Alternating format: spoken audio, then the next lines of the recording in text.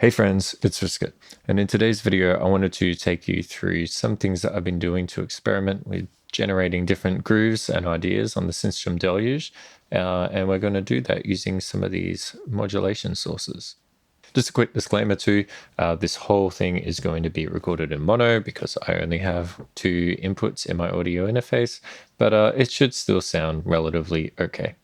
It's also worth pointing out that this video is actually kind of inspired by a recent video uploaded by Jeremy to the Red Means Recording YouTube channel. I'm a massive fan of that guy. You know, he's one of the people that got me started in producing music in the first place. And yeah, he recently did a video using the Electron Digitact to pretty much do what I'm going to do today. It's kind of weird. I've been doing this very technique in Ableton for quite a long time, and I've been doing it with these synths on the Synthstrom Deluge, but I hadn't really done much sort of drum related stuff with it. And it wasn't until I saw his video that I was like, oh yeah, I could totally do that on the Deluge. So yeah, most of the credit goes to Jeremy. Thanks. So let's dive straight in and generate a interesting hi-hat rhythm. Now, there's a few different ways that we could do this, but we're actually going to use a synth track instead of a kit track to get started. So I'm going to hold down the audition pad, go Shift Synth to create a new one. Super loud. And we're going to turn down the level of oscillator 1. Cool. So there's nothing there. And now we want to turn up this noise oscillator in the top left. Beautiful. So let's go ahead and place some notes in here. And what we want to do first before we start modulating anything is have a look at the envelope, which is these 4 buttons here. So we have attack, decay, sustain, release. I'm sure we all know what these are, but just in case you don't, we'll just quickly go through them. So attack is the amount of time it takes for a sound to sort of fade in after you've pressed the audition pad. So if we turn this up, we can hear it takes a little while to build. We're going to leave that at 0.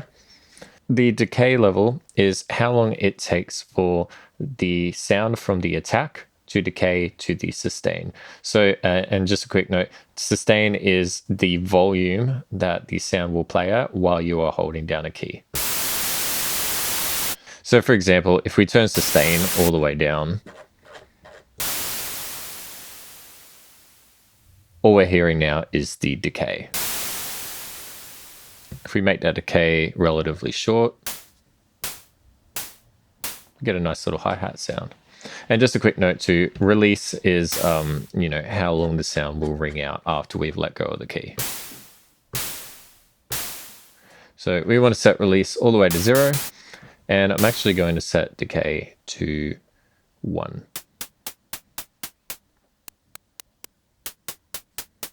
Cool. So at the moment, it just sounds like this. So we're going to spice this up a little bit using the 2 built-in LFOs. But just before we do, let's just give a really quick example of how these LFOs work, because each one works slightly differently. I'm just going to mute this track for now and start a new synth track just so we have something else to listen to. We'll hold down 1 note, or maybe we'll just make 2 notes. Beautiful stuff. All right, so if we go Shift frequency, for example, and we modulate the frequency cutoff using LFO 1, we will get this.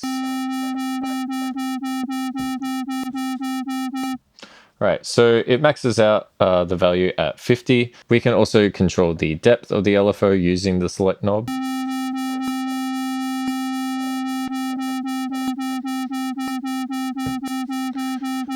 So with LFO 1 and 2, the LFO controls are down here, these 3 buttons. So we have 3 parameters we can control. So we can control the rate. So really nice and fast, or quite slow.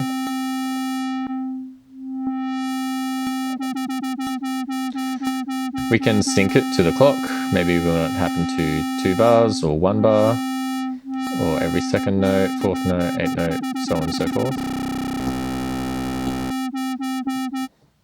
And then finally we have the shape. So we can choose between a triangle wave, square wave, which is more like an on and off thing when you have it turned up all the way, a saw wave, and a sine wave. So let's have a quick listen to LFO 1 as I'm pressing this. Maybe we'll change the rate just a little bit.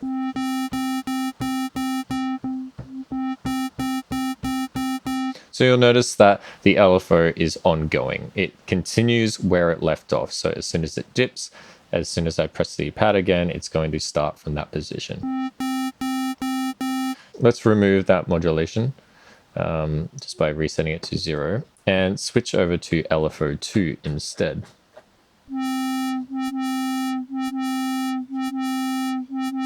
So this is a little bit different. LFO 2 re-triggers every single time a new note value is entered.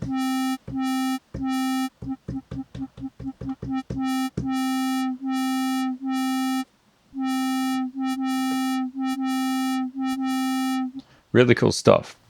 One other interesting thing about LFO 2 is that you can modulate LFO 2's rate using LFO 1. So the way we do that is by going to frequency, pressing LFO 2, and then using the select knob, we'll press this in and select LFO 1, and now turn up the value.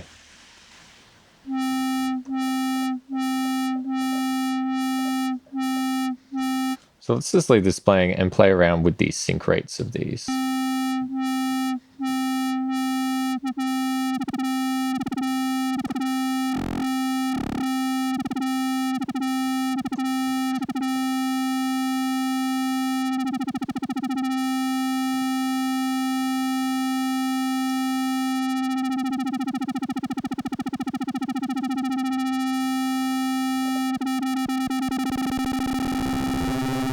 So yeah, pretty fun stuff. That's kind of all there really is to the LFOs, but the LFOs can modulate an absolute ton of parameters. So let's just remove this track from now. We don't need that anymore. And go back into our little hi-hat rhythm.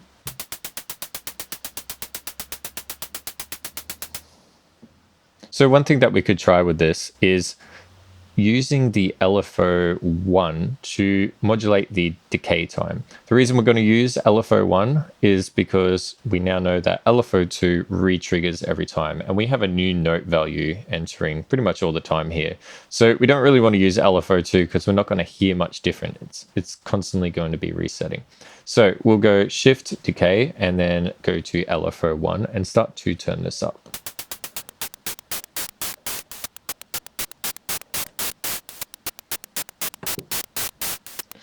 Now let's play around with the shape of this.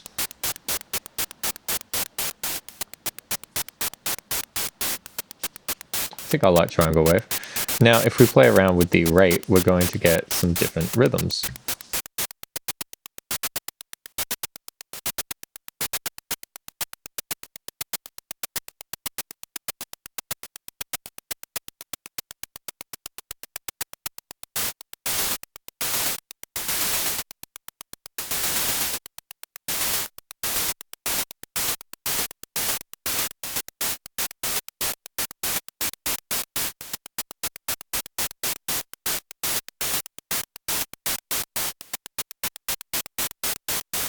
So one thing that's kind of unfortunate is we cannot modulate the rate of LFO 1 with LFO 2. It kind of only works the other way around. But what we could try is going to the rate of LFO 1 and going over to one of these custom mapping buttons. Maybe we'll use custom 3 for this. And by holding learn and twisting this knob, we've now learnt the sync rate to this knob. So let's have a listen and just jam around for a little bit and see if it does anything.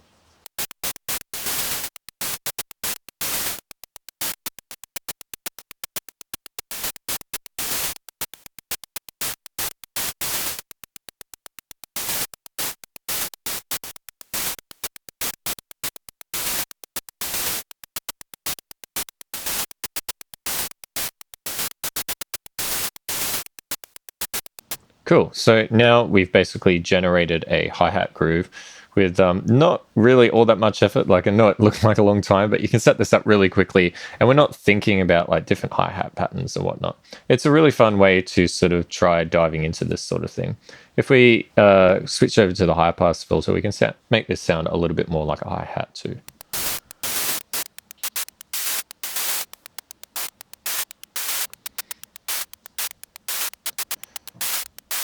Now, if you find that that is opening up a little bit too much as well, we could try decreasing the depth of the LFO.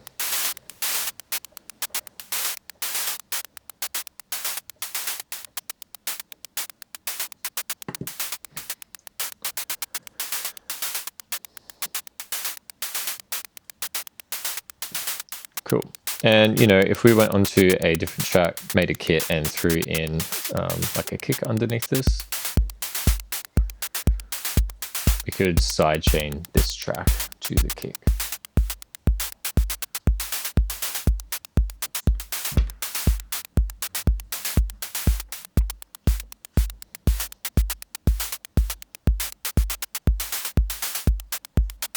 So yeah, that's pretty cool, a pretty interesting way to do it. Let's try and duplicate this track now. And we'll switch over to this one. I'm going to remove the LFO mapping that we have here altogether. Maybe we'll just drop the sidechain out for now too. Cool, so we're back to our boring hi-hat rhythm. So another thing that you could try is by mapping the decay to this random function over here.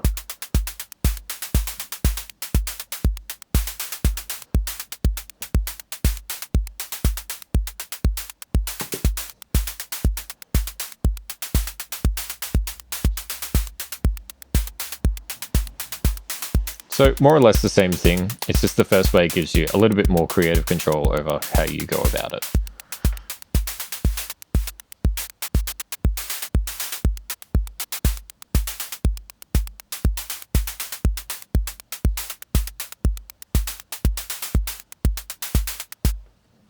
Now, you don't even have to try this on the noise oscillator, honestly. You could try this on different samples and drum sounds and whatnot and get really, really funky with it. So let's try adding a synth part on top of this and using pretty much the exact same principle to see what we can come up with.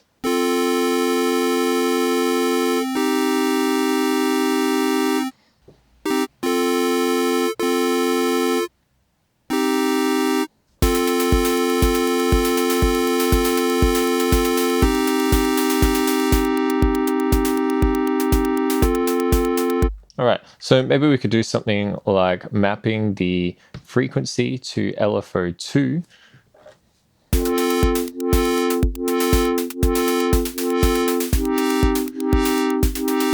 And then modulating LFO2 with LFO1.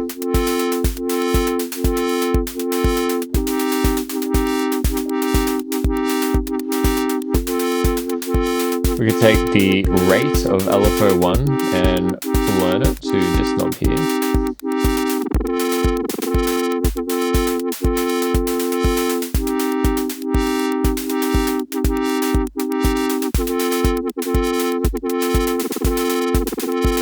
And maybe we'll learn the rate of this top knob here.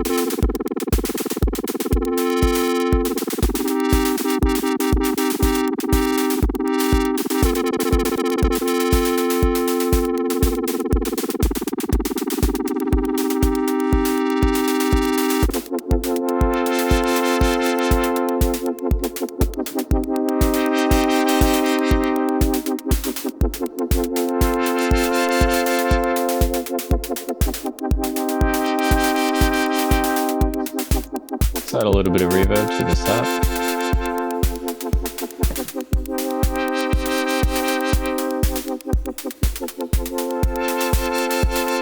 And I kind of want to pick a different kit.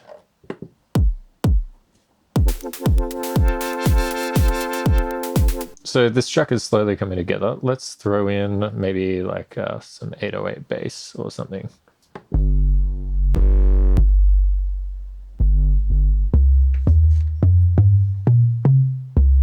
Let's make it mono.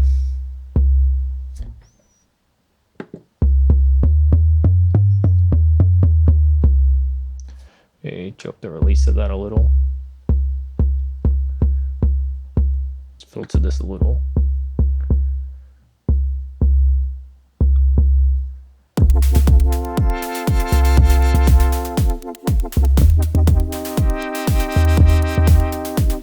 I don't know if I like that. Let's swap it out.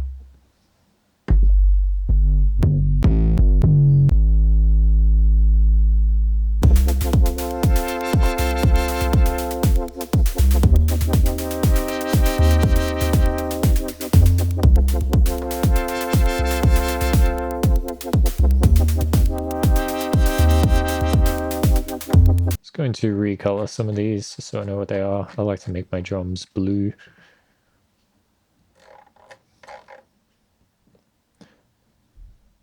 Chords sort of green. And my bass purple.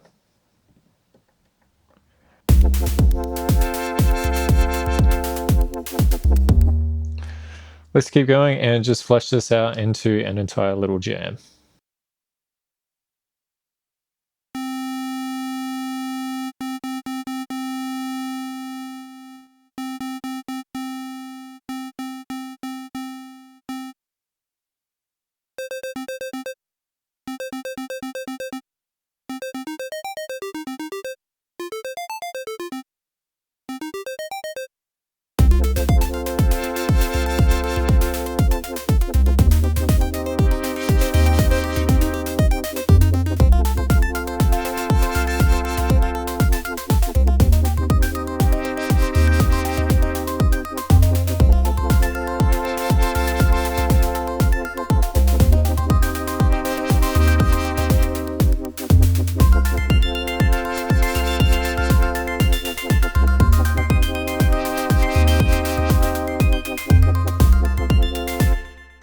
Something that I would normally do here is map the pan to the random function, but because this is in mono, we're not really going to hear any panning. So I'm not going to do that for this demo, but it's something to keep in mind.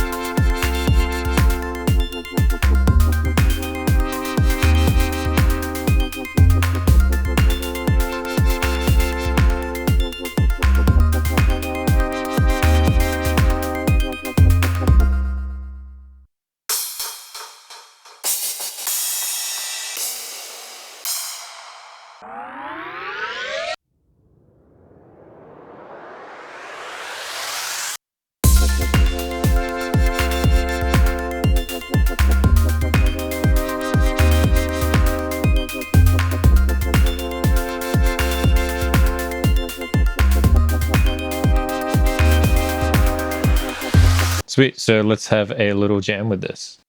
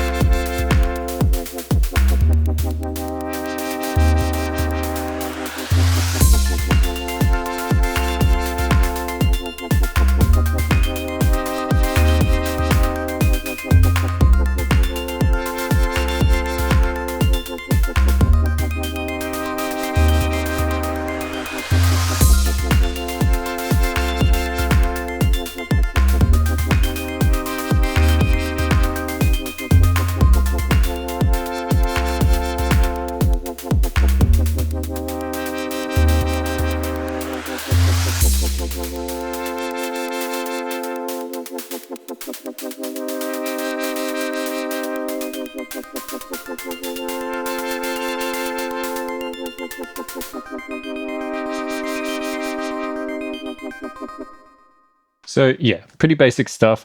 Probably an overly long video for something like this, but I found that using these LFOs and sort of other modulation sources as ways to come up with new and interesting ideas on the fly has really been a lot of fun to play around with lately. There's obviously a hell of a lot more that you can do with this thing, but I just wanted to share that with you all and hope that you got something out of it. Definitely go and read the Deluge handbook if you haven't yet. There's a lot more information about the modulation capabilities in there, even with the sidechain section, which I haven't really messed around with all that much at this point, and hopefully will soon.